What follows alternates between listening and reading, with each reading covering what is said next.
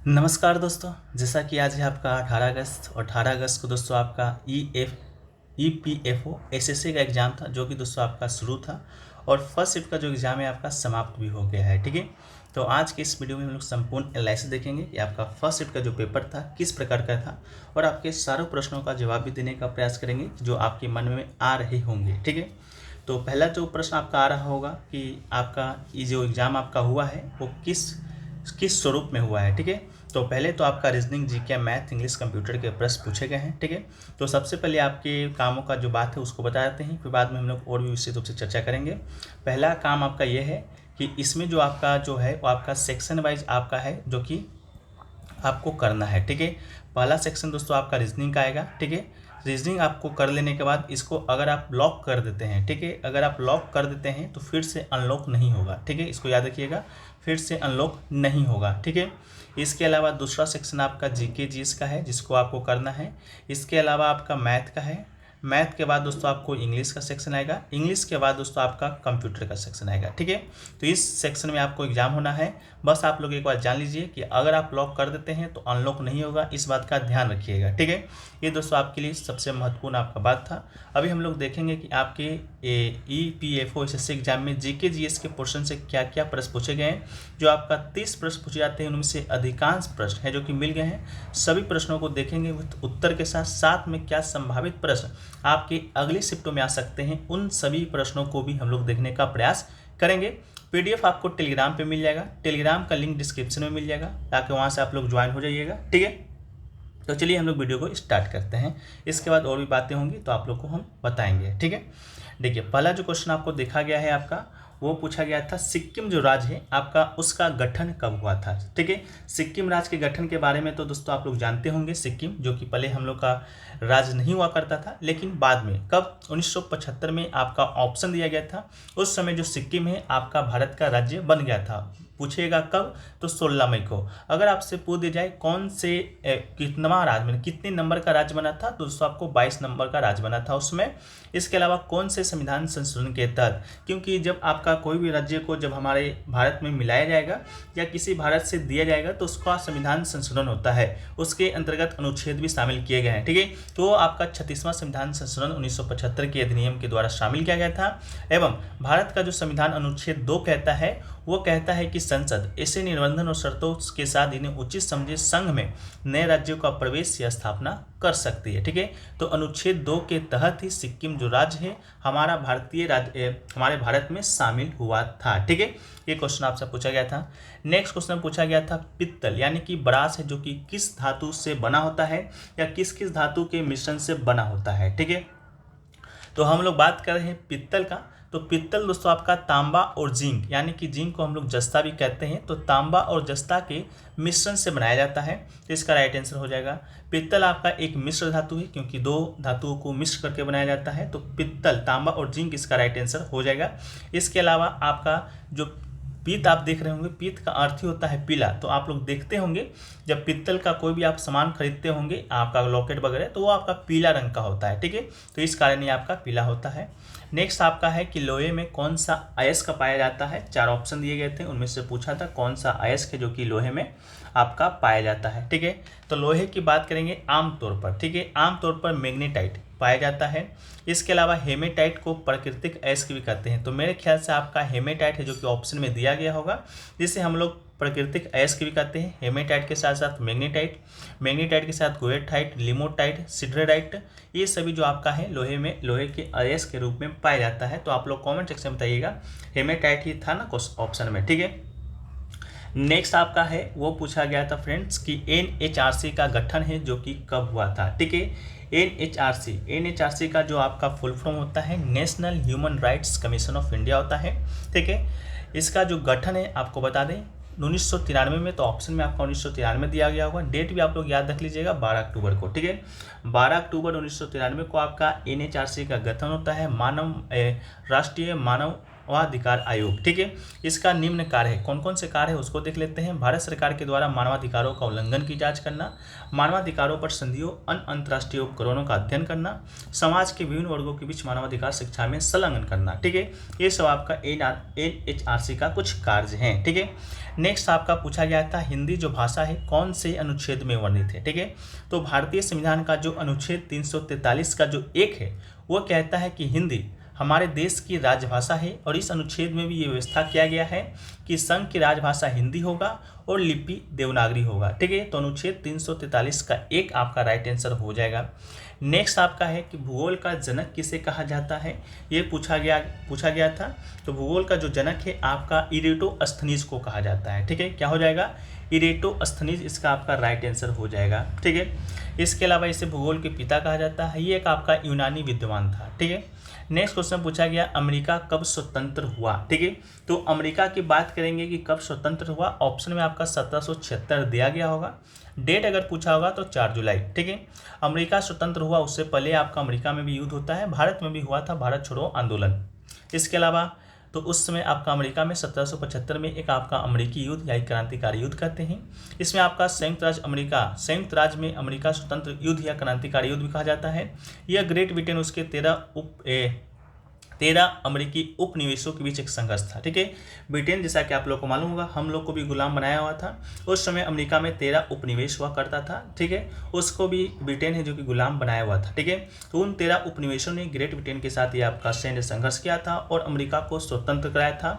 उस समय से ही आपका जो अमेरिका है संयुक्त राज्य अमेरिका है जो कि कहलाता है। ठीक है, चलिए नेक्स्ट क्वेश्चन पूछा गया ब्लू मून किसे कहते हैं, ब्लड मून किसे कहते हैं। ब्लू मून की बात करेंगे तो महीने में आने वाला दूसरा पूरा चांद ब्लू मून कहलाता है। ठीक है, अगर महीने में दो बार अगर आपका पूर्णिमा आता है, यानी कि पूरा चांद को हम लोग पूर्णिमा कहते हैं, तब वो आपका ब्लू मून होगा। ब्लड मून की बात करेंगे जब आपका चंद्र ग्रहण की स्थिति में जब चंद्रमा पर पृथ्वी की पूरी छाया पड़ती है तो भी सूर्य की कुछ किरणें पृथ्वी के वायुमंडल से अपरिवर्तित होकर चंद्रमा पर गिरती है। यह हल्के लाल भूरे रंग का दिखाई देता है, जिससे हम लोग क्या कहते हैं, ब्लड मून कहते हैं। ठीक है, ये पूछा गया था। नेक्स्ट आपका क्वेश्चन पूछा गया G20 का जो आपका अध्यक्षता है भारत कर रहा है, ये बात आप लोग को मालूम होगा। बहुत ही गौरवशाली क्षण है हम लोगों के लिए कि हम लोग भारत हैं जो G20 का अध्यक्षता कर रहे हैं। तो आपसे एक टाइम पीरियड पूछा गया था कि G20 का जो अध्यक्षता है कब से कब तक भारत के हाथों में रहेगा। ठीक है, तो ये आपका 1 दिसंबर 2022 से शुरू हुआ है और 30 नवंबर 2023 तक ये आपका जारी रहेगा। ठीक है, तो 1 दिसंबर 2022 से आपका कब तक रहेगा, 30 नवंबर आपका 2023 तक आपका रहेगा। ठीक है, तो ये आपका राइट आंसर था। नेक्स्ट क्वेश्चन पूछा गया कि पुरुष हॉकी विश्व कप का जो खिताब है 2023 का कौन सा टीम है जो कि जीता है। ये आपका करंट का क्वेश्चन था, तो आप लोग को भी अनुमान लग जाएगा कि करंट अफेयर्स कब तक का पूछ रहा है। तो आपका पुरुष हॉकी विश्व कप का जो 2023 का जो खिताब है जर्मनी ने जीता है। ठीक है, किसने जीता है, जर्मनी ने जीता था। उप विजेता आपका कौन था, बेल्जियम था। इसके अलावा ये जर्मनी का कौन सा खिताब है, तो तीसरा खिताब है। ठीक है, इससे पहले जर्मनी आपका 2002 में 2006 में जीत चुका है। इसके बाद ये आपका नीदरलैंड का भी बराबरी कर लिया है, नीदरलैंड भी अब तक आपका 3 बार ही आपका ये खिताब जीता है।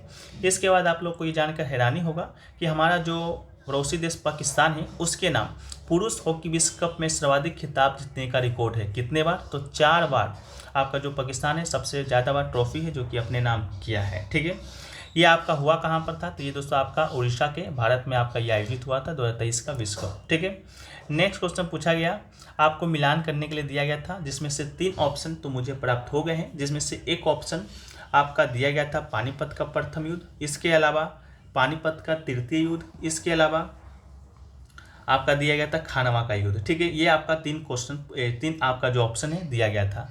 3 ऑप्शन में पानीपत का प्रथम युद्ध था जो कि आपका 1526 में हुआ था। किसके बीच हुआ था, शायद ये आपको क्या करना था, रॉन्ग करना था, राइट करना था, मिलान करना था, आप लोग कमेंट सेक्शन में बता दीजिएगा। हम इससे जुड़े फैक्ट्स जो कि बताते हैं। पानीपत का प्रथम युद्ध आपका इब्राहिम लोदी और आपका मुगल वंश का जो संस्थापक था बाबर के बीच हुआ था। ठीक है, बाबर इसमें आपका विजेता बना था, इब्राहिम लोदी आपका हार गया था। पानीपत का तृतीय युद्ध आपका 1761 में हुआ था। तो किसके बीच हुआ था, MS अब्दाली और मराठों के बीच हुआ था। इस युद्ध में मराठा आपका हार गया था।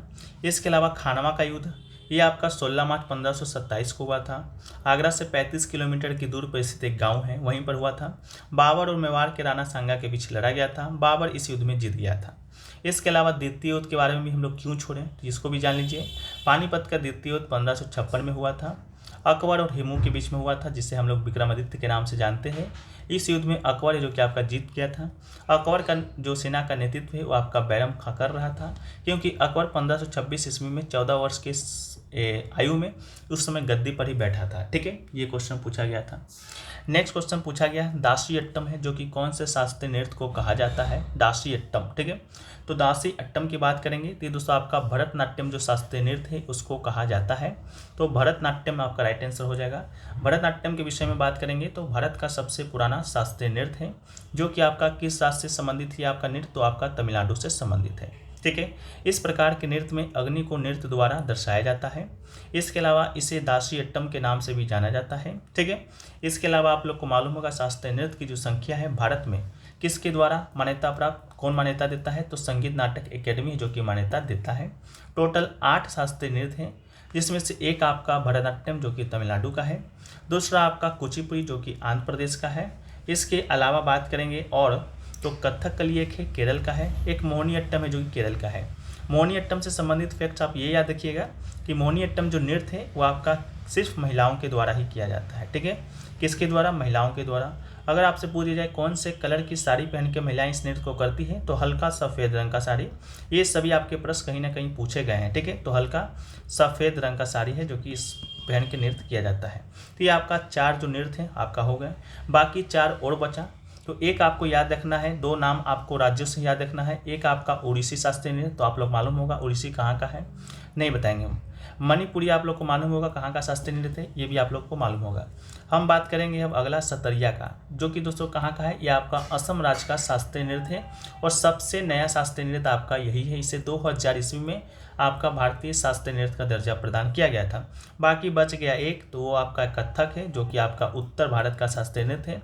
अगर उत्तर भारत ऑप्शन में नहीं मिलेगा तो आपको यूपी मिलेगा, तो यूपी पे भी क्लिक कर देना है, कोई नहीं है। ठीक है, तो आपका कथक दासी अट्टम पूछा गया था, राइट आंसर हो जाएगा। ठीक है, इसके अलावा एक और आपका है संगीत नाटक, तो शास्त्रीय नृत्य का दर्जा देता ही देता है, लेकिन एक आपका भारत का संस्कृति मंत्रालय भी है। ठीक है, तो संस्कृति मंत्रालय के द्वारा भी शास्त्रीय नृत्य का दर्जा है जो कि दिया जाता है। तो संस्कृति मंत्रालय के अंतर्गत आपका 9 शास्त्रीय नृत्य को दर्जा प्रदान किया गया है।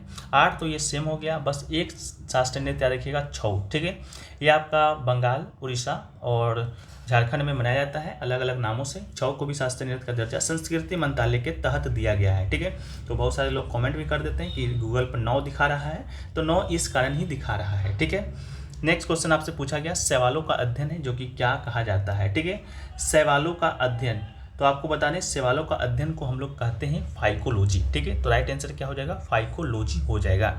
इसके अलावा कोशिका का अध्ययन की बात करेंगे तो आपको साइटोलॉजी कहते हैं।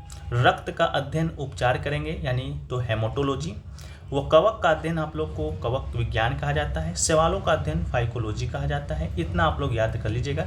पीडीएफ आप लोग को टेलीग्राम पे मिल जाएगा, तो लिंक डिस्क्रिप्शन में दिया गया है, वहाँ से जुड़ना मत भूलिएगा। साथ में जिन लोगों का आगे एग्जाम है चैनल को सब्सक्राइब भी कर लीजिएगा। 100% सटीक आंसर क्वेश्चन के साथ तो आपको आंसर मिलेगा ही, साथ में संभावित प्रश्न भी आपको मिलेंगे क्या क्या एग्जाम में आ सकते हैं। ठीक है, जैसे कि आज आपका सवाल आया, कल होकर पक्का आपको कोशिका का आएगा, नहीं तो कवक का आएगा, आप लोग देख लीजिएगा। ठीक है, नेक्स्ट आपको पूछा गया था, वो पूछा गया था फ्रेंड्स, आपका 4 नाम दिए गए थे जिससे आपका पद्म पुरस्कार मिला है। उसमें से भी 3 नाम मुझे मिल गए हैं।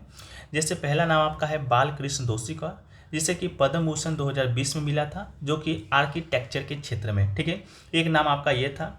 एक नाम आपका था दिलीप महालनोबिस का, जिसे कि मेडिसिन के क्षेत्र में यानी कि बाल रोग के क्षेत्र में पद्म पुरस्कार मिला है।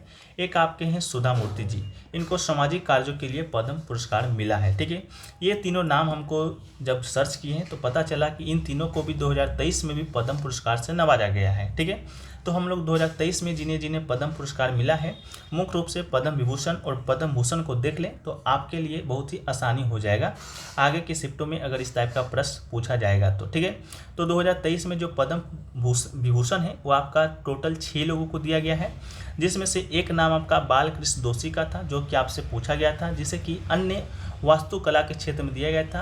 आपका संबंधित देश पूछेगा तो गुजरात, राज्य पूछेगा गुजरात। एक आपका जाकिर हुसैन जी हैं जो कि तबला वादक हैं, जिन्हें कला के क्षेत्र में। एस.एम. कृष्णा है जो कि सार्वजनिक के क्षेत्र में दिया गया है। दिलीप महालनोबिस को दवा के क्षेत्र में। श्रीनिवास वरदान को विज्ञान एवं इंजीनियरिंग के क्षेत्र में। मुलायम सिंह यादव को भी दिया गया है सार्वजनिक मामलों के क्षेत्र में। ठीक है, तो ये 6 नाम आपके पद्म विभूषण से संबंधित था। एवं पद्म भूषण 9 लोगों को दिया गया है। वो 9 लोग कौन कौन से हैं, तो आपका 9 लोग को देख लेते हैं। श्री एस भरप्पा जी हैं साहित्य के क्षेत्र में। कुमार मंगलम बिरला जी व्यापार उद्योग के क्षेत्र में। दीपक दल को विज्ञान इंजीनियरिंग में। सुश्री वाणी जयराम को कला के क्षेत्र में। स्वामी चिन्नाजियर को अध्यात्म के क्षेत्र में। सुमन कल्याणपुर को कला के क्षेत्र में। कपिल कपूर को साहित्य एवं शिक्षा के क्षेत्र में। एक आपकी सुधा मूर्ति जी हैं, इन्हें सामाजिक कार्य के क्षेत्र में। कमलेश डी पटेल आध्यात्म के क्षेत्र में। ठीक है, तो जो तीनों नाम आपके ऑप्शन में मिले थे मुझे, वो तीनों जो नाम है आपके 2023 से ही संबंधित हैं। तो आप लोग का कर्तव्य बनता है कि चौथा आपका जो ऑप्शन दिया गया था, क्या दिया गया था, आप लोग बता दीजिएगा। ठीक है, चलिए नेक्स्ट आपका पूछा गया था भारत का जो बैंक है, केंद्रीय बैंक है, वो कौन सा है, सेंट्रल बैंक।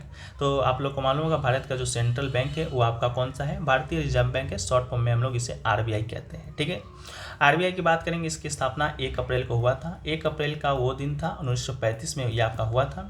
यह भारत का केंद्रीय बैंक है जो देश के सभी बैंकों को नियंत्रित करता है। स्थापना की बात करेंगे तो हिल्टन यंग कमीशन की सिफारिश पर हुआ था। इसके अलावा इसका राष्ट्रीयकरण भी किया गया था जब भारत आपका आज़ाद हुआ था 1 जनवरी 1949 को। इसको भी याद रखिएगा।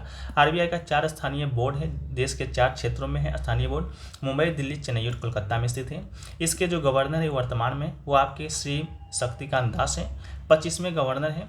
इसके अलावा पहले गवर्नर बात करेंगे आपका RBI का तो CD देशमुख है। सरकार के बैंकरों के रूप में इसे जाना जाता है, इस बात को भी आप लोग याद रखिएगा। ठीक है, इसके अलावा भी और क्वेश्चन पूछे गए हैं, उसको देख लेते हैं। एक प्रश्न फ्रेंड्स और पता चल रहा है कि आपका एक मिलान करने के लिए आया था इसरो का हेड से and solicitor general of India से। ये 2 नाम है जो कि मिले हैं। तो इसरो के जो आपके हेड हैं वो आपके एस सोमनाथ जी हैं और सॉलिसिटर जनरल ऑफ इंडिया हैं वो आपके तुषार मेहता जी हैं। ये 2 नाम हमें प्राप्त हुए हैं, बाकी 2 नाम प्राप्त नहीं हो पाए हैं। तो आप लोग का कर्तव्य है कि आप लोग बता दीजिएगा जो लोग भी एग्जाम देकर आ रहे हैं। ठीक है, तो ये तो बात दोस्तों आपका रहा GK GS के पोर्शन का, जिसमें से 30 क्वेश्चन में से लगभग 20 क्वेश्चन हमने आपके साथ डिस्कस कर लिया है। इसके अलावा कंप्यूटर की बात करेंगे, 10 क्वेश्चन आपको वहाँ से भी आता है। बहुत सारे बच्चों के मन में प्रश्न भी होगा कहाँ से कंप्यूटर के प्रश्न आ रहे हैं। तो कंप्यूटर का जो प्रश्न है आपका बता दें। पहली बात तो मैच ऑफ द फ्लोइंग से आ रहा है, बहुत ही थोड़ा सा टफ आ रहा है, ऐसा स्टूडेंट के द्वारा बताया गया है।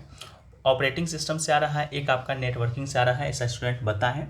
जैसा कि हमने आपको पहले भी बताया था कि पहले आपको रीजनिंग करना है, रीजनिंग के बाद आपको GK GS करना है, GK के बाद आपको मैथ करना है, मैथ के बाद आपको इंग्लिश करना है, इंग्लिश के बाद आपको कंप्यूटर करना है। ठीक है, एक बार आप लॉक कर दीजिएगा, दोबारा फिर आपको नहीं खुलेगा, इस बात को आप लोग याद कर लीजिएगा। ठीक है, ये मैथ से बात करेंगे तो आपका प्रॉफिट एंड लॉस से, टाइम एंड वर्क से, पाइप एंड कस्टम से, सिम्प्लिफिकेशन से क्वेश्चन आपको देखने को मिल रहे हैं। DI से कोई भी क्वेश्चन आपका नहीं था। ओवरऑल बात करें तो आपका मैथ का जो पोर्शन था आपका मॉडरेट था। ठीक है, इसके अलावा बात कर लेते हैं आपका क्वांट का रीजनिंग का। तो रीजनिंग की बात करेंगे, पजल से आपका क्वेश्चन आ रहा है, मिरर से 2 से 3 प्रश्न को देखा गया है, एप्लीकेशन ऑर्डर से, नंबर सीरीज से, स्टेटमेंट एंड कन्फ्यूजन से भी प्रश्न किया था, सिलोलिज्म से आपका एक क्वेश्चन था, एक क्वेश्चन आपका डाइट से था, ब्लड रिलेशन से भी क्वेश्चन था। ठीक है, इसको आप याद रखिएगा। मैथ में आप लोग को एडवांस से कोई भी क्वेश्चन आपको देखा नहीं गया है। ठीक है, एजम्पशन से आपका 1 से 2 क्वेश्चन था। ठीक है, तो आपका ये रीजनिंग का पोर्शन था। ठीक है, तो इसको भी हम लोग मॉडरेट की श्रेणी में ही रखते हैं। ठीक है, इसके अलावा हम लोग बात कर लेते हैं आपका इंग्लिश का। तो इंग्लिश का जो पोर्शन है आपका ये स्टूडेंट द्वारा बता ही नहीं गए हैं कि इंग्लिश का किस प्रकार का लेवल था। बाकी GK GS का लेवल है आप लोग देख ही लिए हैं। आप लोग ही बता दीजिएगा इसका लेवल किस प्रकार का आपको देखने को मिला था। ठीक है फ्रेंड्स, तो हम लोग मिलते हैं सेकेंड शिफ्ट में। सेकेंड शिफ्ट आपका एग्जाम खत्म होगा तो आपको क्वेश्चन प्रोवाइड करा दिया जाएगा। तब तक के लिए जय हिंद। चैनल पे नए हैं, चैनल को सब्सक्राइब कर लीजिएगा, नोटिफिकेशन बेल को ऑल पे क्लिक कर लीजिएगा। इसी तरह से 100% सटीक एनालिसिस के लिए PDF टेलीग्राम पे मिल जाएगा, लिंक डिस्क्रिप्शन में दिया गया है। तो मिलते हैं हम लोग नए वीडियो में, जब तक के लिए जय हिंद, जय भारत, वंदे मातरम।